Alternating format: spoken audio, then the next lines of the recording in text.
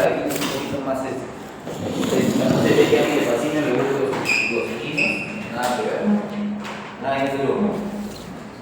Pero quizás incite a que sí le gusten los silvestres.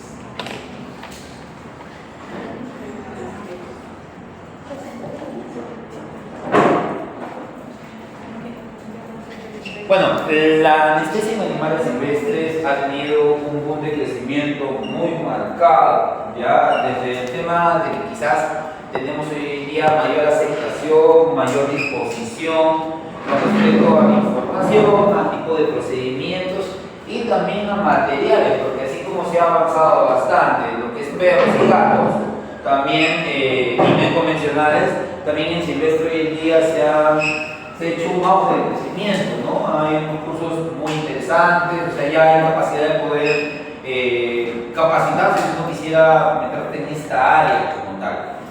Como ustedes ven, los animales silvestres, pues, o aquel que quiera hacer anestesia en estas especies, va a tener que, al menos, saber un poquito de fisiología, como tal, de cada individuo, de biología como tal y de nutrición como tal, porque van exactamente de la mano, en complemento, ¿ya?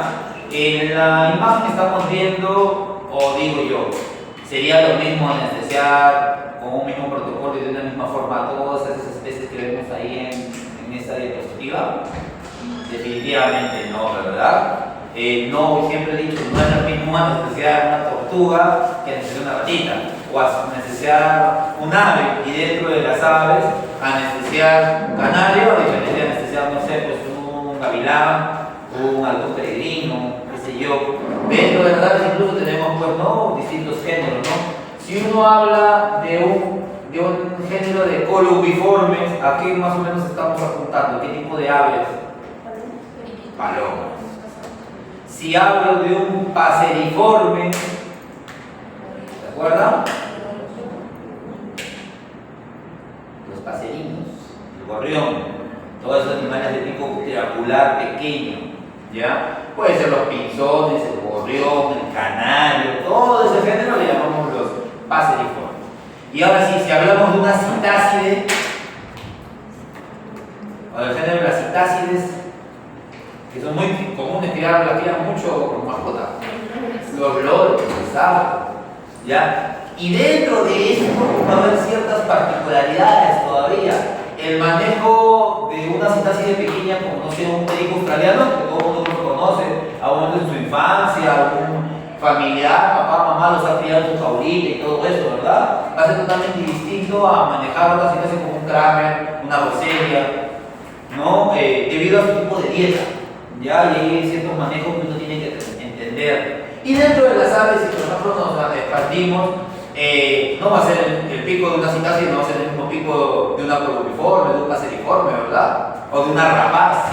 Total, son diferencias anatómicas marcadas que están dentro de la misma especie, ¿cierto? Si hablamos de reptiles, si yo les digo un lacértido, estamos hablando de lagartos, lacértidos.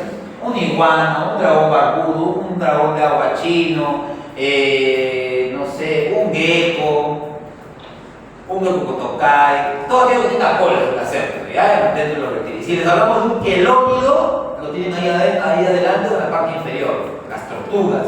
Y dentro de las tortugas vamos a tener semiacuícolas y terrestres. Y tienen diferencias marcadas, las cuales uno tiene que conocer para poder anestesiar. O sea, este es un mundo en el cual, cuando hablo con mis colegas, digo, o sea, ustedes anestesian perros y gatos, pero yo me tengo que comer la fisiopatología de cada uno, la biología de cada uno, la forma de nutrición, los parámetros de temperatura, o el famoso parámetro de spot de temperatura, que cada especie no convencional la maneja de manera distinta. No va a ser lo mismo mantener la temperatura, por ejemplo, de un hámster, que mantener la temperatura, no sé, o el spot de temperatura para un ave en específico. ¿Ya? O sea, tu primer punto de quiebre es que hay que dominar mucho estas tres cosas: fisiología, biología y nutrición como parte básica, si es que yo me quisiera meter a hacer algo en ello. ¿Ya? También. Tenemos también otras diferencias anatómicas, como el género de los Ericidae, que quiere decir un género de Ericidae, erizos, pues no. Tenemos otras especies otro género que mucho se cría son los mustélidos, que son los hurones. Otro género que mucho se cría son los marsupiales, como el petábulo del azúcar, ¿no? Que es uno de los que se cría mucho. Me parece una actividad. ¿Ustedes han visto los documentales de la ardilla voladora? Esa que tiene pliegues, ya. El petábulo del azúcar es casi parecido, con una diferencia que como marsupial tiene globos oculares más grandes y tiene un marsupio, ¿no? Donde normalmente va a criar a la cría, igual que como un canguro, una vez que esta nace, camina y se mete dentro del marsupio. Y en el caso del petábulo del azúcar, por ejemplo, tienen 4 meses criándose ahí para recién poder salir del marsupio y considerarle ya un ejemplar que, por ejemplo, aquellos que lo crían y se dedican a la venta de esto, poder venderlo, para que me entiendan. Ya es maduro, como tal, ya empieza a hacer su destete a los 4 meses. Demora más o menos la gestación de 1 mes y medio para que se forme y luego 4 meses está en el marsupio de su madre, ¿no? Entonces tenemos que tener esas diferencias anatómicas bien establecidas. Y una de las características, por ejemplo, de este petábulo del azúcar, yo les soy sincero, una vez me acuerdo me llamaron para una castración, ¿ya? Y todo el mundo entiende, es una especie muy particular, ¿no? Porque todo el mundo entiende que siempre las gónadas están debajo del aparato reproductor del macho, ¿verdad? En el petábulo del azúcar no es así. En el petábulo del azúcar, este es el abdomen, tienen un pliegue, testículos, y recién ahí abajo viene el pene del animalito. O sea, los testículos están craneales, están al nivel del ombligo. ¿Ya? Entonces, si uno no sabe de esto y lo ve, piensa que es una hernia inguinal, como tal, ¿no? Porque tengo una protrusión marcada que viene justamente del nacimiento del ombligo. Es una particularidad. La primera vez que me llamaron para anestesiar y lo vi al cirujano, dije que pensé que estaba, resolucionando una hernia, cuando en realidad sus testículos están superiores. Es un bicho, o sea, a lo que quiero llegar es las diferencias anatómicas que uno puede tener en estas especies, ¿no? No sé si sepan, pero las tortugas tienen, le llamamos falo, o el epipene de ellos, ¿ya? Y la uretra no cursa o ellos no orinan por el glande, no sé si sabían esto. Por eso hace que cuando, por deficiencias nutricionales, mal manejo de spot, deficiencias en el sistema de focos UVB-UVA, los prolapsos uterinos, los prolapsos de techo de vagina y en el caso del macho, el prolapso del falo, son patologías que se presentan muy comunes en los que nosotros atendemos estas cosas. Por mal manejo de su propietario, no tener conocimiento de ello, ¿no? Entonces, por ejemplo, en el caso de las tortugas, cuando se da el prolapso del falo, se está mucho tiempo, no se puede regresionar, se lacera, se infecta, hay incluso cuadros de necrosis, tranquilamente hacemos amputación del falo, porque ellas no van a orinar por ahí, ¿me entiendes? Ligo sin ningún problema y corto ese falo porque no miccionan por ahí, para que me entiendan, ¿ya? Pero si uno no tiene ese conocimiento o no sabe esas particularidades de esa especie, pues la línea, quien ve que estoy amputando un falo, van a decir, doctor, ¿qué está haciendo, no? ¿Por dónde orina ese animal? ¿Me dejan entender? ¿Ya? Y así hay ciertas particularidades que van a tener cada individuo. Si voy a criar, por ejemplo, una rata esfinge, tengo que tener entendido de que el Spock de temperatura es totalmente distinto a la rata normal que ustedes conocen de laboratorio. Porque al no tener pelo, así como el perro peruano sin pelo y eso, ahí no lo va a poner su chompita, pues no. Pero tengo que manejar mejor el parámetro de temperatura. Y digan ustedes, ¿creen eso que repercutiría en el tema anestésico? Aquí le voy a tener más cuidado en el manejo de la temperatura, una rata con pelo o una rata sin pelo, ¿no? Entonces hay que tener esas consideraciones como tal en distintas formas. Hay que tener consideraciones, por ejemplo, que dentro del género de aves, hablando de anestesia, todo el mundo conoce un anátide, ¿no? Es el pato, los patos. El género de los patos se llaman anátides, para que lo tengan presente, ¿ya? En anestesia, toda anátide que uno vaya a anestesiar tiene que siempre estar con un soporte en el pico abierto, porque si no generamos el famoso síndrome de buceo. En estado natural, pues el pato cuando ve al peregrino arriba lo que hace es se mete abajo a bucear en la laguna y hace apneas prolongadas, puede mantener mucho tiempo en apnea hasta que espere que el peregrino pues se vaya o ya no lo tome con presa. Esa situación de estrés se manifiesta también en la anestesia por el sometimiento y todo. Lo que hace el bicho al sentir el halogenado, ¡pum!, apnea. Y tú estás con tu máscara ahí tratando de impregnar con el halogenado, pero el bicho está en apnea, pues. ¿Cuánto te va a respirar? Y la apnea de esos bichos puede durar 2 minutos, 3. Entonces nosotros nos vamos a dormir con el halogenado que sale de esa máscara y él todavía no lo vamos a terminar de inducir de manera correcta. ¿Ya? Entonces hay que entender que no digo que aquel que se dedique a estas especies tiene que saber más, es superior al que haga perros y gatos, pero bienvenido al reto de manejar distintas cosas, ¿no? Ya si te gusta, bueno, genial, ¿no? Y hay que siempre rozarse con todo ello. En el caso del erizo, por ejemplo, todo el manejo que uno haga en una consulta habitual tiene que ir con sedación, o sea, tiene que ir halogenado, porque yo lo toco y se hace una bola. ¿Cómo lo ausculto? ¿Cómo le tomo la temperatura? ¿Cómo lo reviso de manera óptima? Como tal. ¿Ya? Entonces, en la mayoría, casi siempre en mis primeras consultas, ese bicho tiene que ir sí o sí sedado, ¿no? O anestesios inhalados, por una pronta recuperación, que es lo que yo necesito, para poder hacer una inspección general. Las demás consultas, casi siempre, si es que no tienen una patología, son consultas de medicina preventiva, corregir parámetros, nutrición, dieta, como tal. ¿Ya? Entonces, lo mismo pasa si ya nos vamos al tema de los animales silvestres, como tal, y no los no convencionales. No va a ser lo mismo, pues, anestesiar, no sé, una cebra que otro tipo de, como los megavertebrados, ¿no? Jirafa, búfalo, rinoceronte, elefante. Necesitan un grado de conocimiento mucho más marcado, ¿no? En mi particular, no sé, quiero en un momento pensar en capacitarme para poder cumplir el sueño de poder anestesiar a esos animales, ¿no? Necesitas un grado de conocimiento mucho más marcado, operar y que te den la confianza, pues, para que puedas anestesiar una jirafa. ¿Cuánto podría valer un animal de esos en el zoológico? ¿No? Y el grado de responsabilidad que te cae a usted o al que sea anestesiólogo de ese individuo para algún tipo de procedimiento como tal. ¿Ya? Entonces, hay que entender que en este tema, normalmente, doctores, el conocimiento amplio de cada especie es fundamental para poder hacer bien las cosas. ¿Ya? Vamos a desdoblar ciertos puntos como lo que son generalidades, objetivos de la anestesia en animales, el manejo preanestésico, combinaciones anestésicas, métodos de contención animal en animales pequeños o tranquilos, porque no solamente todo es químico, también hay métodos de contención física, métodos de contención a corta distancia, a larga distancia, cómo manejamos la monitorización de algunos individuos y ciertas consideraciones que tenemos, ¿no? Es como decirle, doctor, le quiero medir el SG a una tortuga. ¿Dónde vas a poner tu cocodrilo? En el caparazón. ¿Creen ustedes que va a poder leer en esos extremos? Ahí viene el manejo que tienen que aprender, o al menos tener ustedes una noción siquiera de cómo se hacen esas cosas. ¿Ya?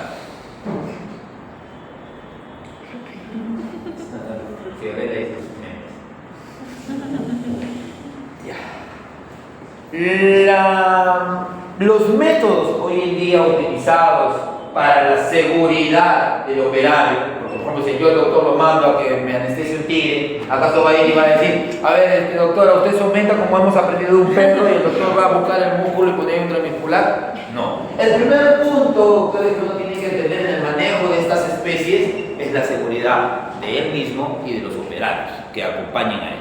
¿Ya? Entonces, desde muchos años, de generaciones atrás, desde los inicios quizás de la civilización, se han utilizado ciertos métodos para poder, que se han extrapolado como tal, ya, para hoy en día mejorarlos, perfeccionarlos y aplicarlos de manera óptima como tal en los cuadros de sedación. Uno de los métodos más habituales es lo que está haciendo este aborigen, ¿no?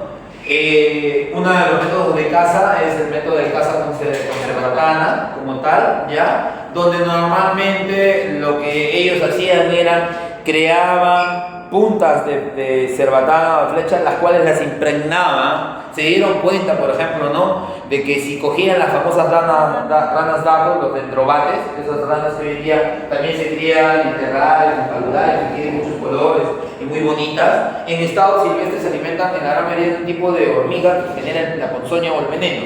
Entonces ellos se dieron cuenta que si uno tocaba esa rana de manera directa, tocaba el veneno y lo que generaba, si no era la muerte, era una parálisis flácida de varios días, porque justamente este veneno actúa a nivel del hígado, generando despolación y flacidez como tal, ¿ya? Entonces, a un momento dentro de la escala de evolución, me imagino, a alguien se le prendió el foco y decir, oh, ok, en vez de disparar un cerbatonazo que por ahí daba en un punto vital del individuo y luego lo correteaba al mono hasta que se desangre y caiga y lo puedan capturar y comer, se dieron cuenta por qué no impregno la punta de la flecha en este veneno que genera este grado de relajación en el cual el individuo se inmoviliza y puede hacer más fácil. Y es lo que empezaron a aplicar y es la forma como hoy en día se cazan aves, mamíferos, estas comunidades nativas que todavía pueden hacerlo, ¿no?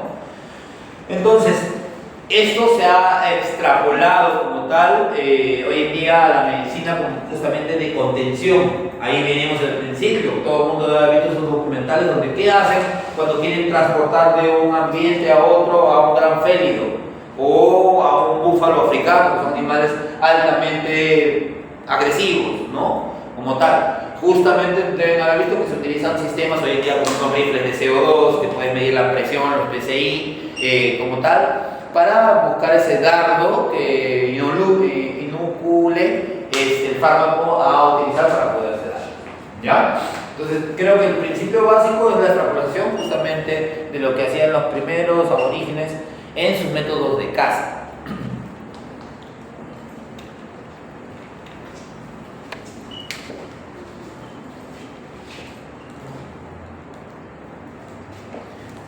La contención y la anestesia de animales no son de extrema importancia para quien trabaja o pretende trabajar con los mismos, ya que en la mayoría de los casos se pretende manejarlos, transportarlos, colectar muestras, realizar curaciones, procedimientos quirúrgicos. Es indispensable contenerlos química o inclusive anestesiarlos de manera general. ¿Ya? Ahí hay que entender que en la gran mayoría de lo primero que he hablado, curataje, toma de muestras, transporte, manejo, como tal, casi siempre lo que buscamos es una sedación. Y hoy en día, en zoológicos, los animales de zoológicos también se enferman o no se van a enfermar. Se enferman, pues. Tienen patologías, sí, tienen cierta. Ocurre dentro del manejo en zoológico fracturas, ocurren manejos de complicaciones, así como en perro y gato, como hermometras, biometras, en ciertos individuos como tal.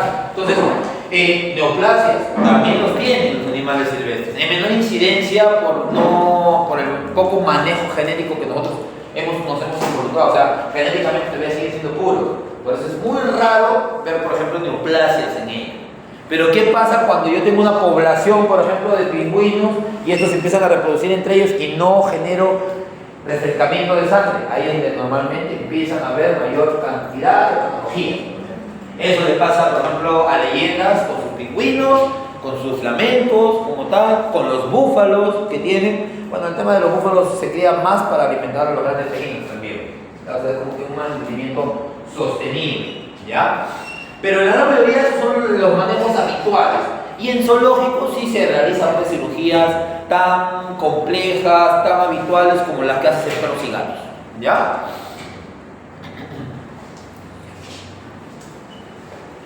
Y ven ustedes que se necesita cierto manejo de personal para poder, o sea, cierta cantidad de personas para poder hacer manejos como en el caso de esta jirafa, ¿no? Que es un animal grandote, pues, ¿no?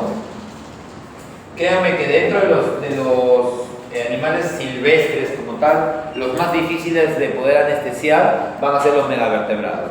Rinoceronte, elefante, jirafa, búfalo, como tal, son los más difíciles, porque es un animal inmenso. Ese no es como tu perrito que lo puedes voltear bonito, voltearlo para estimular, ¿no? Otro factor importante, el tremendo peso que tienen, y si lo mantienes en una posición, bueno, ahora vamos a hablar de eso, tiene ciertas repercusiones por la compresión del nervio.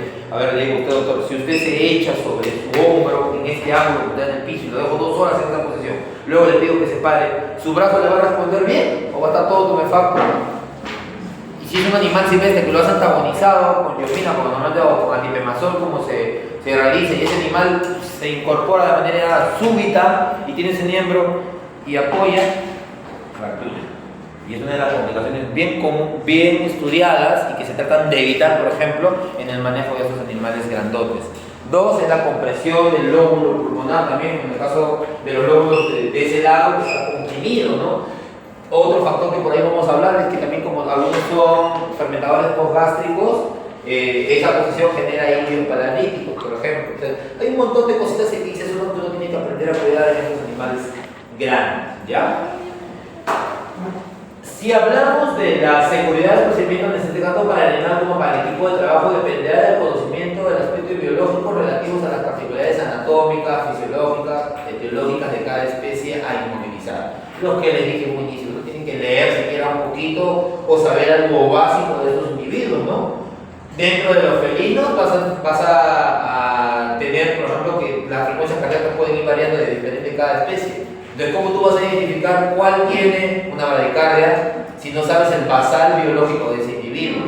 Otro factor importante, va a haber especies, por ejemplo, no sé, voy a decir un guacamayo que está en un aviario, que está, o sea, que está en un recinto, que nunca tiene manejo como aquel guacamayo que lo criaron a mano y es una mascota como tal, ¿no? Ese individuo que te estoy hablando que está en recinto se va a quedar quietecito, va a estar tranquilo, ¿no? ¿Verdad? Va a siempre estar bajo un sometimiento de estrés marcado. Entonces, es distinto manejar los improntados, en el caso de los loros, como manejar uno criado por padre o uno criado en recinto como tal.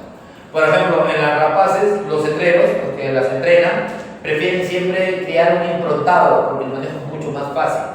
Pero ¿qué les cuesta? El improntado es más bien tonto en el sentido que el padre no le enseñó a cazar. Entonces, al cetrero, bien, sacrifica el hecho de tener que dedicar muchos meses a que ese individuo se ponga a punto para la cacería, pero tiene el beneficio del dócil manejo.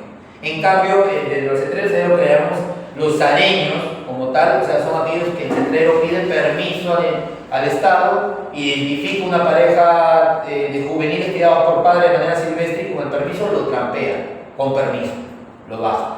Ese bicho, como ha estado con el papá y está más o menos unos 3-4 meses cazando solo, es un experto cazador, porque tiene que comer, pues, y si no come se muere, ¿ya? Pero ¿cuál es el problema? Acondicionarlo en mansedumbre es lo que le cuesta al cetrero. Entonces, algunos cetreros dicen, no, yo prefiero un sareño porque tengo manejo para... Algunos tienen manos, sinceramente. Algunos nos cuesta un poco más llegar a dominarlos o tener ese grado de mansedumbre, ¿no? Otros dicen, no, yo prefiero un improntado. A mí no me gusta, cuando hacía cetrería no me gustaban los improntados porque piden todo el día, ¿no? Y si tú estás cansado en el campo, no sé, a 2 hectáreas, ya te escucha la presa el pío y se aleja, ¿me entiendes? ¿No? El sareño, en cambio, sabe, entiende. Lo malo es que si no puedes cazar con perro, porque le tiene miedo al perro. Si hay mucha gente, cambia su actitud. Si por ahí quieres cazar, no sé, donde hay ganado, equinos, como no toma contacto con eso, tú lanzas a la breve y hablamos, porque no está acostumbrado a eso. Me refiero, me entienden, ¿ya? Entonces, igual pasa conmigo, por ejemplo, en la clínica diaria con las citácidos, con los loros. Cuando me viene un papillero, queda bonito el papillero, le pones una toalla y el papillero se queda. Y tú lo revisas, lo tocas, todo. Haz lo mismo con uno que no es papillero, que es criado por sus padres. Por eso tengo los dedos todos molidos, porque es esta que pelea, que donde ve un pedacito de piel te va a morder, tratar de luchar. ¿Me entienden? Entonces, son manejos distintos a lo que quiero ir, ¿ya? ¿Cuál es el objetivo de la anestesia en animales silvestres? El primer punto, tratar de desarrollar un protocolo anestésico eficaz y, lo más importante, seguro. Seguro en el sentido de que quizás si hay una complicación luego de la antagonización, yo no voy a volver a dormirlo, ¿para acaso si me va a dejar volver a agarrarlo? No, ¿verdad? Que el protocolo permita la realización de la colecta de muestras biológicas que uno necesite, porque por ejemplo, en zoológico está, cuando a algunos les toca rotaciones por ahí, alguien que quiera hacer rotaciones, se van a dar cuenta que una vez al año normalmente se anestesia estas especies en particulares para hacer de todo, solamente una vez al año. No puedes anestesiar ahora para tomar muestras de sangre, en un mes anestesiar para tomar placa radiológica, en un mes para tomar, no sé, colecta para procesos de ADN o temas reproductivos. No se puede hacer eso. Entonces, cuando normalmente en el zoológico se programa anestesiar a los felinos, pues es todo un acontecimiento, ¿no? Todo el mundo quiere tratar de ganarse y aprovechar. No sé si dentro de ellos, dentro de los médicos del zoológico, alguno que se dedique a nutrición, verá esa parte, pues. Otro que se dedique quizás a temas filogenéticos, aprovechará todo ese sentido. O sea, ahí aprovechas a hacer ecografía, placa, análisis de sangre, como recolecta de algunas muestras biológicas, como parasitológicos, me dejo entender. Todo hagámoslo de una vez porque no podemos anestesiar constantemente a estos individuos, ¿ya? Que este protocolo permita la realización de procedimientos cruentos cuando está asociado a un analgésico, porque hay que diferenciar sea sedación con anestesia como tal para algún tipo de procedimiento. ¿Ya?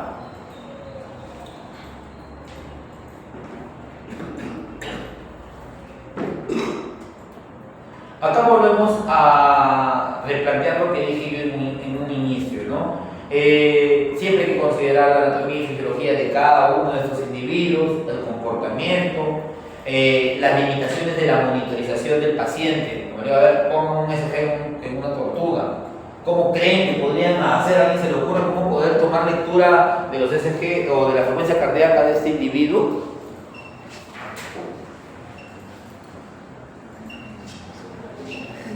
Nada. Felizmente la ciencia ha avanzado, ¿ya? Cuando yo me metí a hacer anestesias en reptiles, lo que yo hacía era lo siguiente. Todo el mundo de ustedes ya conoce su cocodrilo de CCG, ¿verdad? Agarraba una aguja de 21G, la aguja, no el plástico, mordía la mitad de la aguja y la otra mitad de la aguja se insertaba en la piel del reptil, en los puntos que ustedes ya conocen. Pues, si son de 3 variables, rojo inferior, derecha blanco, negro izquierdo. Justamente la zona axial o la zona de la axila o la ingle de la tortuga, como tal. Y así podías tener monitorización. Lo mismo hacía, por ejemplo, si tenía un hamstercito y yo tenía tremendos cocodrilos, no le vas a meter eso en el plexo, pues lo vas a terminar comprimiendo demasiado los nervios del plexo. Agarraba una aguja de 1 ml, la chiquita de usted, el cocodrilo cogía la mitad y la otra mitad se introducía en las zonas para poder tener un SG, por ejemplo. ¿Ya?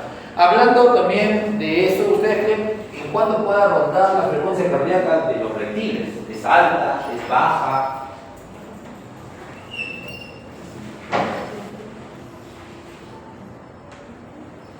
Vayámonos más atrás. Anatomía del corazón de los reptiles. Han llevado anatomía, imagino que saben, ¿no? No me decepcionen. ¿Qué particularidad tiene el corazón de un reptil a diferencia de los mamíferos? ¿Tiene las mismas cavidades? ¿La misma cantidad de ventrículos? ¿La misma cantidad de aurículos? Vamos chicos, por favor, no me asusten. ¿No han llevado anatomía?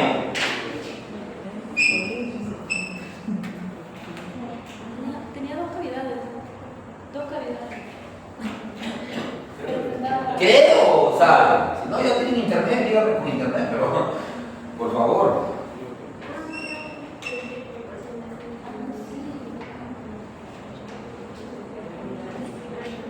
Otra pregunta que hago. Se genera mortalidad en el reptil por mi mal manejo anestésico, qué sé yo. ¿Ese corazón se frena o sigue latiendo?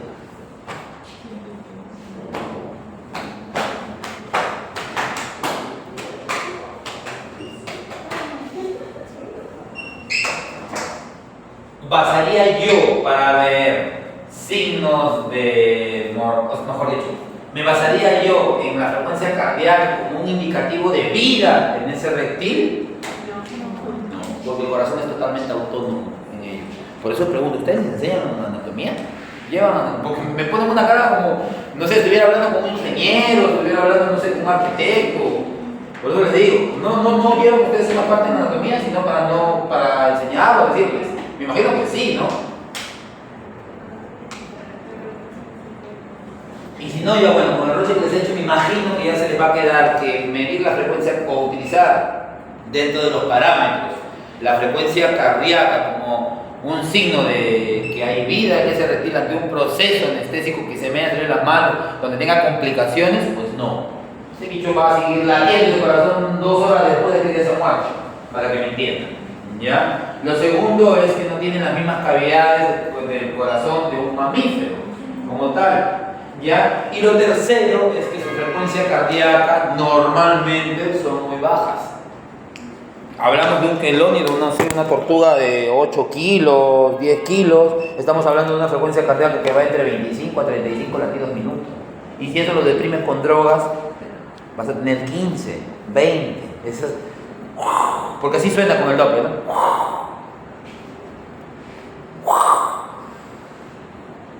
Al acostumbrado de perros y gatos que están luk, luk, luk, luk, luk, luk, luk, ¿me entiendes?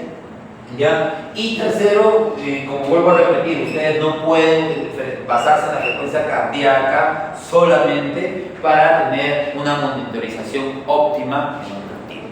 ¿Ya? La capnografía, igual como les he enseñado yo en perros y gatos, va a ser el punto de quiebre para saber si hay vida y hay intercambio gaseoso alveolar. Otro, anatómicamente, los reptiles, igual que las aves, tienen en los pulmones los famosos sacos aéreos. Anatómicamente, los reptiles tienen pulmones rígidos, poco irrigados, y en el caso de los quilónidos, por ejemplo, pegados al plastrón. Que es así, plastrón, escudo córneo y lo que ustedes conocen como caparazón. ¿Ya? Entonces, los reptiles no pueden escupir, igual que las aves. Cuando tengo problemas respiratorios, ¿la pasan bien? ¿La pasan igual un perro o un gato? Si los tienen rígidos, poco irrigados y no pueden escupir. Y adheridos en el caso de una tortuga. ¿No? Por eso que las neumonías en estos bichos son el dolor de cabeza para cualquier veterinario que se dedique a ellos. Ya hay que hacer 1000 maniobras de manejo para tratar de sacar adelante esa neumonía.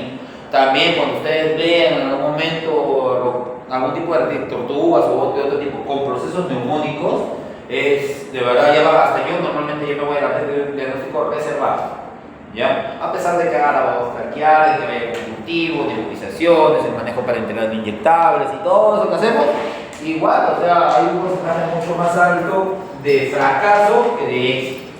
Y como siempre le digo a los alumnos que rotan en algún momento por mi clínica para sus internados, acá te acostumbras a tener mortalidad muchísimo más alta de que perro y gato.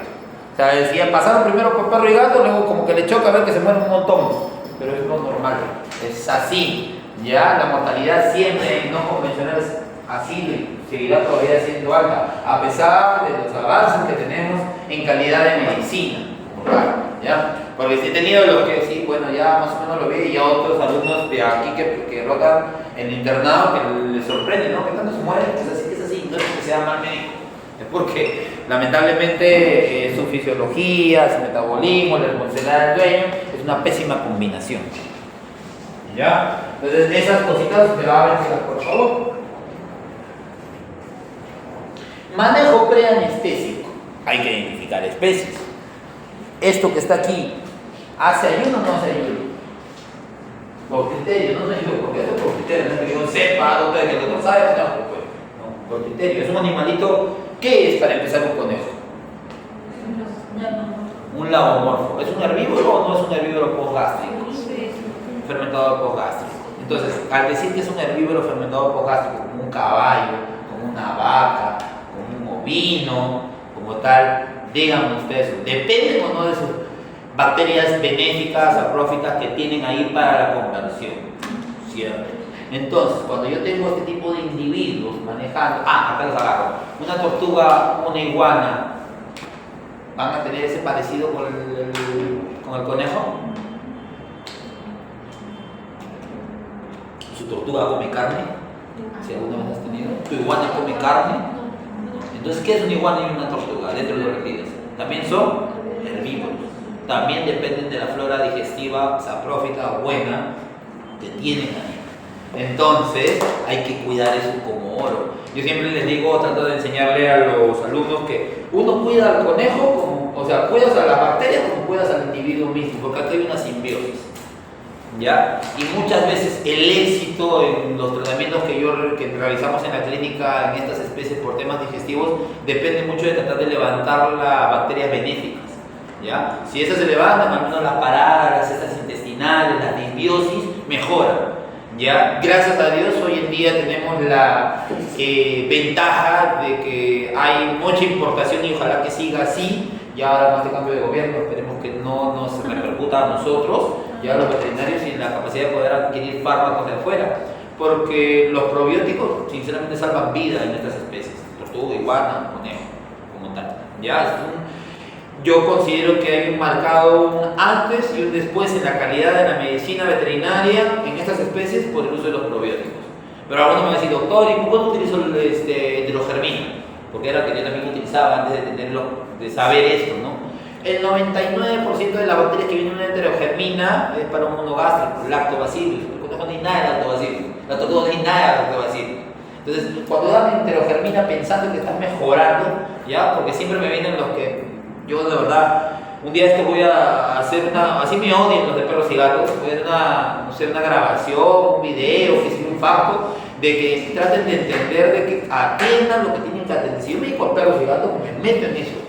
Y no voy a meterme en otras especies, fregarla, tenerlo muy mal, incómodo al dueño y recién derivarlo de un veterinario de estas especies.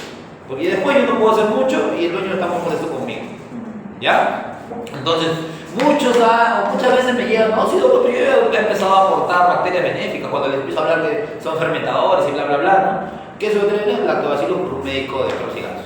Entonces, no, sí, estás dando agua a lo que quiero llegar. Es un placebo para su cerebro, pero no para un beneficio del paciente. Entonces, tengan mucho cuidado también por ese lado. Con respecto al ayuno, no son animales que hacen ayuno. Si ustedes se ponen a buscar literatura, la literatura habla de 1 a 2 horas de ayuno como tal. Pero yo les digo, ¿no? Normalmente hoy día vamos a programar la esterilización de Copita. Copita vive en Palau y estoy en Caraballo. Mientras que alistan a Copita, mientras que el tránsito está algo pesado, mientras que llega, se recepciona, se toman los prequirúrgicos y todo eso, más o menos ya pasó la hora y media, 2 horas. Por eso es que la gran mayoría prefiero decirle a los propietarios, oye, en estas especies no se desayuno. Porque también entienden, la verdad, que como yo tenía mi perro, doctor, he cumplido el ayuno. Usted no me ha dicho que yo cumplí 12 horas sin ayuno. ¿Qué va a pasar con la glucosa de ese animal? Hipoglucémico. ¿Me conviene una anestesia? Hemos hablado de perros y gatos, ¿no? Definitivamente no. Entonces hay que entender, si yo hablo de ayuno, por ejemplo, en aves, va a depender de qué ave. Si es una rapaz o es un animal granívoro.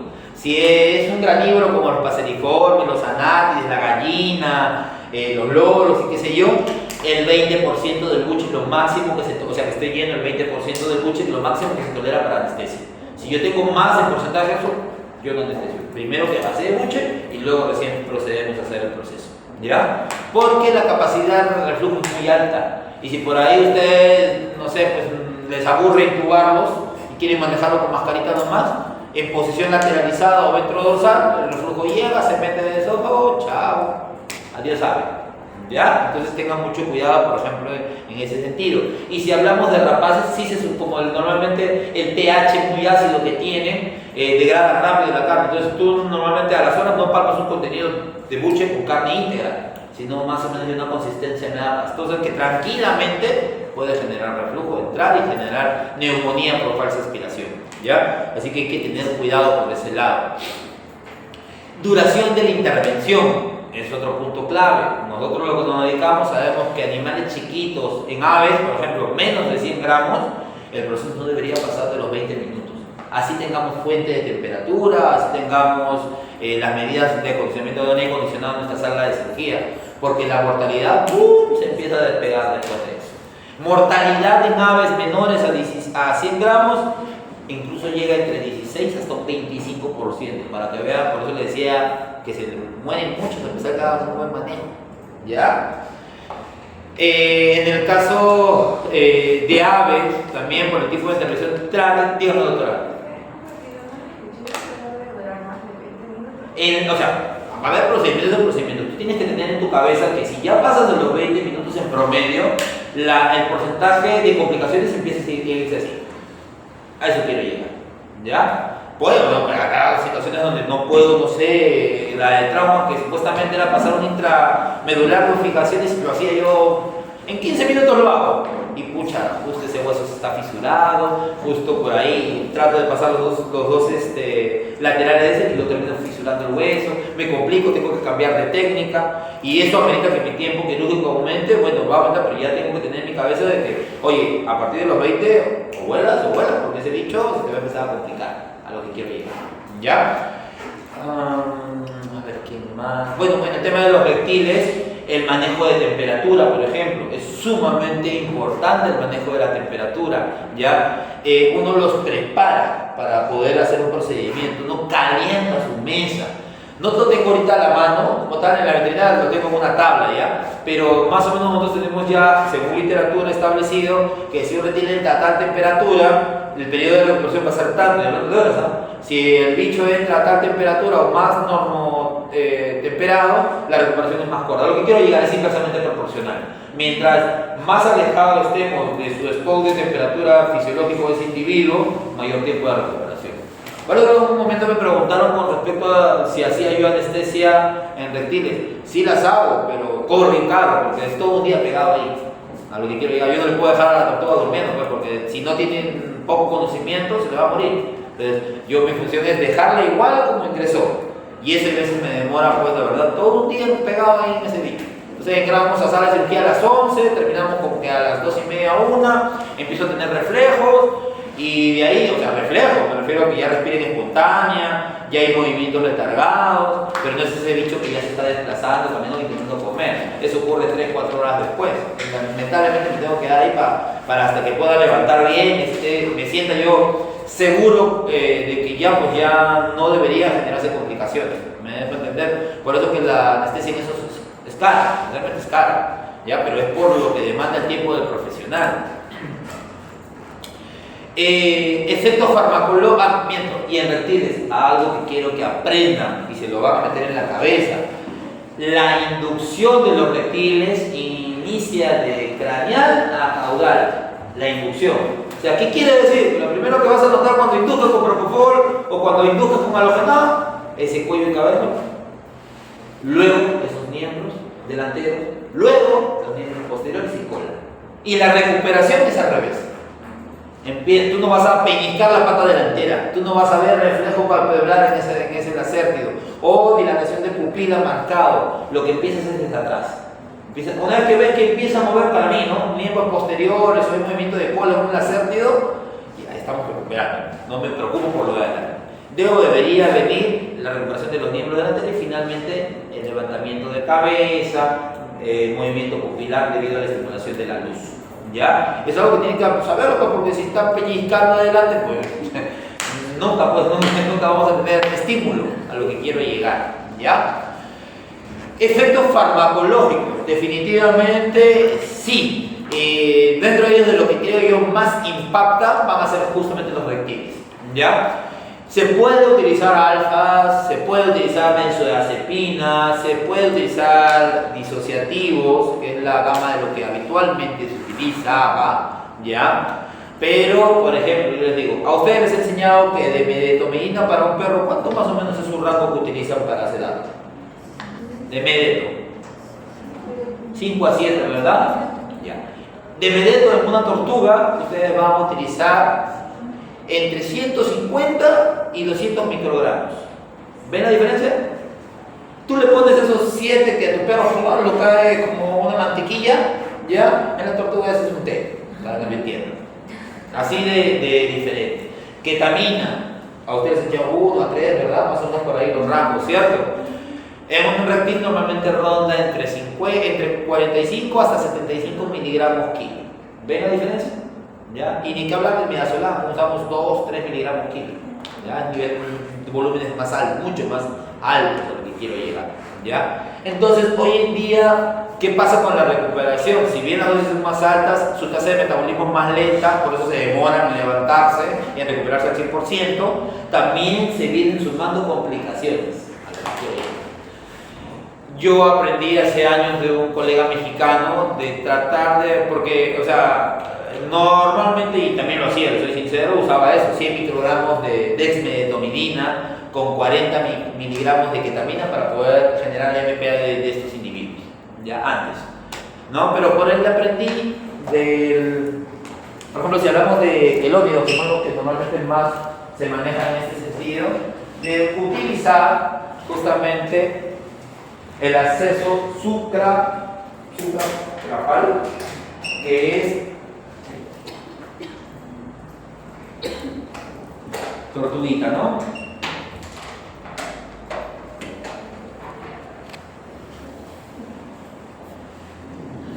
Saltamos esa fase de poner un segundo. Si yo tengo un ave y una tortuga, ¿dónde coloco los intramusculares?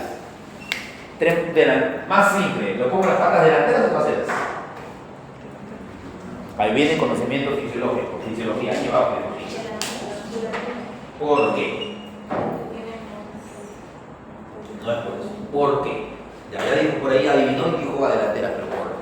aves y reptiles. Y en el ave, bueno, no lo podemos poner el ala, pero usamos la pechuga. ¿Por qué no la pata?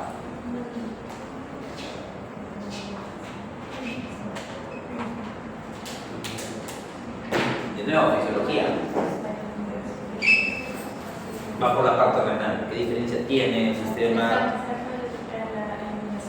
¿Está cerca qué? El sistema portorrenal de las aves es totalmente distinto. Exacto. Salta esa ruta a diferencia de un mamífero. Y si tú lo pones en el tren posterior, se filtra y se va. Y no hace efecto. Por lo que dice muy bien, doctora, por lo que usted menciona. ¿Ya? Y eso se aplica en reptiles y en aves. Por ende, usted nunca va a utilizar el tren posterior en una tortuga para hacer una MPA. Usted no va a utilizar las patas de las aves para poner un intramuscular, pues en vano. Por eso se coloca, usted los galleros sabe muy bien igual que yo, que no se colocan en las patas jamás nada. Y aquel que diga que pone agua ahí, pues no, pues está mal. Ya, doctores, se utiliza justamente el tren delantero en los reptiles para la MPA. Ya, por el sistema portorrenal, que es totalmente distinto a los mamíferos. Volviendo, antes, ¿no? Colocábamos nuestro intramuscular, que como les he dicho, desmetomina 100 microgramos, ketamina 45 miligramos kilo, a la patita y esperábamos. Pero existe la idiosincrasia del paciente, como lo han vivido con los perros. A uno le pusiste de medeto a 7, keta a 3, y por ahí le sumé, no sé, 3 miligramos de fentanilo y cayó como una mantequilla. Y a otro, doctor, sigo 10 minutos y el perro ni se hace nada. Lo mismo pasa con las tortugas o con las otras especies. ¿Ya? En ese sentido, doctores, de él aprendí esto que yo les transmito. Tenemos un lecho venoso a este nivel, que es el seno supracrapal. ¿Ya? Entonces, lo que me enseñó el doctor es inducir con propofol de manera directa. ¿Ya? No saltarnos todas las complicaciones de un alfa, de la ketamina. Entonces, entramos con nuestra aguja y nuestra aguja tiene que... Esto es así más o menos, ¿no? ¿Ya? El seno que les estoy hablando está más o menos acá. Entonces nuestra aguja tiene que tener, no va a ser de esta forma, la tenemos que moldear para tratar de hacer esto. Porque lo que yo quiero es ingresar pegadito al caparazón, pegarme al algodón hasta llegar al seno